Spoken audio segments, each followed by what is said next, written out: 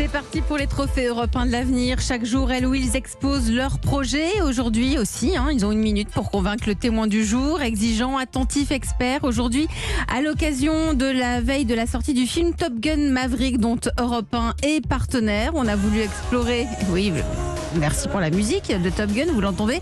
On a voulu explorer les métiers de l'industrie navale, les innovations. Et aujourd'hui, nous sommes avec Philippe Missoff, délégué général du GICAN. Nous sommes avec Nathalie Carré de la Chambre de commerce et d'industrie. Et aujourd'hui, on va vous présenter un projet qui a été lancé il y a 4 ans, mais qui va être commercialisé là très concrètement l'été prochain. Bonjour Pierre Tuffigo. Bonjour. Vous êtes le fondateur d'Elwave, ELWAVE. C'est un système de détection sous-marine inspiré du mode de perception des oiseaux, des poissons tropicaux. En gros, c'est une technologie inspirée du biomimétisme. Oui. Vous reprenez le mode de perception du poisson tropical. Pierre, vous avez 41 ans, vous êtes nantais, vous êtes ingénieur de formation. Et Elwave, vous allez nous présenter cette start-up. C'est parti, vous avez 1 minute pour le pitch. Donc on développe une nouvelle technologie de détection électromagnétique sous-marine, inspirée donc de poissons tropicaux. Et cette technologie s'appelle le sens électrique. Et en fait, la technologie est assez simple. On va générer une bulle électromagnétique autour du véhicule sur lequel on a installé notre capteur. Et lorsqu'un objet va pénétrer dans cette bulle, cet objet modifie le champ électromagnétique et nos algorithmes permettent de traduire ces modifications en une image électrique. Donc en fait, on obtient une image électrique de l'environnement. Donc c'est une sorte de sonar électrique ou de caméra électrique. Et l'image électrique que l'on obtient, elle a deux capacités très spécifiques qui font tout l'intérêt du système. La première capacité, c'est qu'on obtient une image électrique en temps réel en 3 dimensions et à 360 degrés. On voit aussi bien devant, derrière, à droite, à gauche. On voit également dans les sédiments marins, parce que le champ électromagnétique se propage dans les sédiments marins, donc on voit les objets enfouis. Et la deuxième grande capacité du système, c'est qu'on va non seulement détecter les objets, mais on va caractériser leur nature électrique. Et donc on va déterminer en temps réel si l'objet est isolant ou conducteur, s'il est vivant ou pas vivant, etc. Et le gong a retenti. Merci Pierre Tuffigo pour Elwave. Je me tourne vers Nathalie Carré qui analyse chaque jour les projets d'entreprise. Nathalie, bonjour. Quelles sont les forces et les faiblesses d'Elwave ? Alors effectivement, 10 ans de recherche, intelligence artificielle et algorithmes pointus, oui, on ne reproduit pas le monde des animaux, des poissons d'un claquement de doigts, donc bravo pour votre pugnacité et votre sens de la vision. Ce qui est particulièrement intelligent, c'est que vous équipez des robots existants, donc pour vos clients, pas besoin de changer sa flotte d'appareils sous-marins par exemple, vous les optimisez en développant leurs capacités. Puis l'étendue des usages est intéressant pour diversifier votre activité et avoir un équilibre au sein de vos clients. C'est l'un des secrets de la sérénité financière d'une entreprise, bien sûr. Alors, pas de point amélioré, mais pas facile de réagir à un projet aussi technologique, mais on va essayer quand même et merci pour votre indulgence.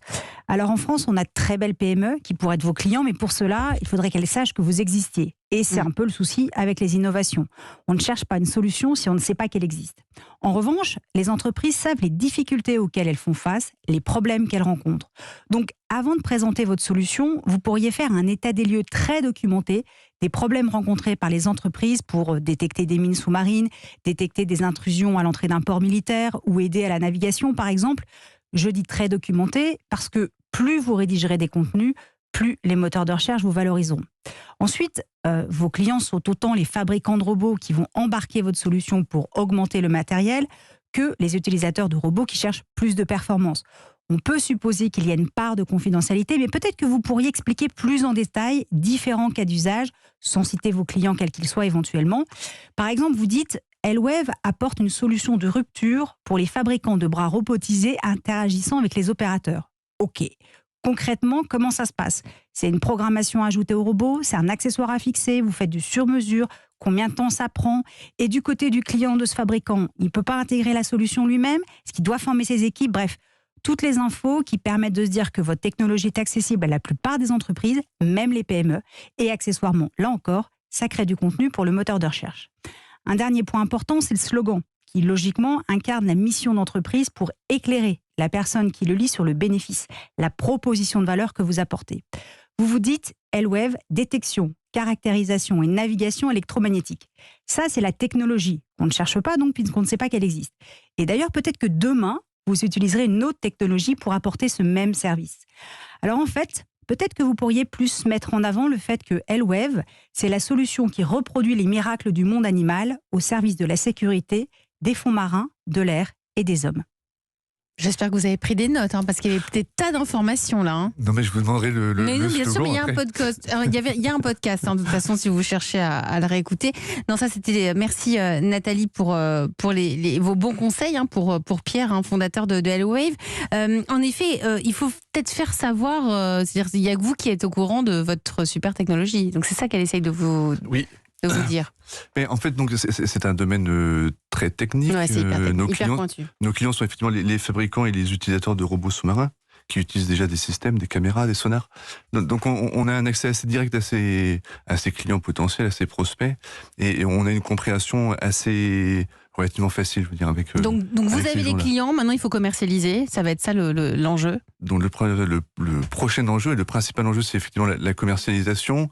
Derrière la commercialisation, il y a s'assurer que le système que l'on fournit répond évidemment aux besoins et les bonnes performances. Alors, on a un avantage point de vue commercialisation, c'est que le système répond à beaucoup de lacunes des systèmes existants et nos clients potentiels nous attendent. Ouais, donc vous allez avoir un produit qui répond aux besoins. Philippe Missoff, votre regard sur cette start-up?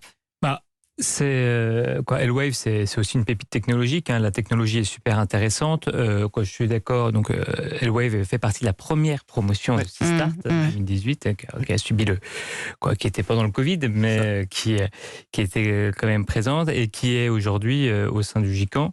Et donc a aussi accès, parce que tous les constructeurs de drones, quels qu'ils soient, viennent en maritime. Viennent au GICAN et ils sont au GICAN.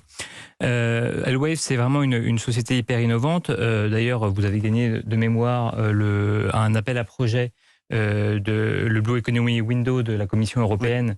Et où il n'y a que 5%, je crois, des personnes qui ont accès à ça. Une nouvelle pépite française. Donc, en plus, vous êtes soutenu par BPI France et par la Commission européenne. Ça coûte plusieurs milliers d'euros pour vos potentiels clients. Quelques grosses dizaines de millions. Mais ça vaut le coup, c'est une vraie pépite technologique. Merci pour votre pitch, Pierre Tuffigo, Merci à vous. Fondateur de Hellwave. Merci d'être venu dans La France Bouge. Nathalie